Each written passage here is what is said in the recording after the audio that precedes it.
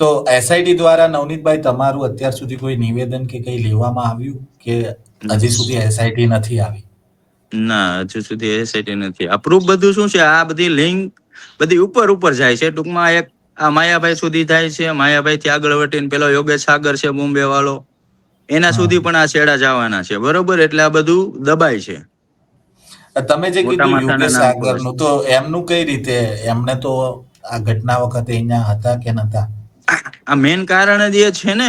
શરૂઆત ક્યાંથી છે કે ભાઈ મેં માયાભાઈને ફોન કર્યો કે ભાઈ મેનેજિંગ હમ ટ્રસ્ટી કોઈ છે નહીં, બરોબર?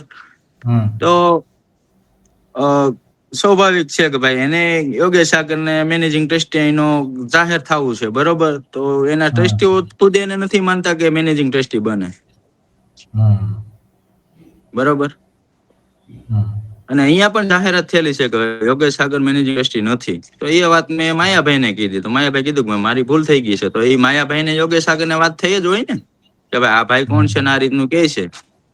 હમ.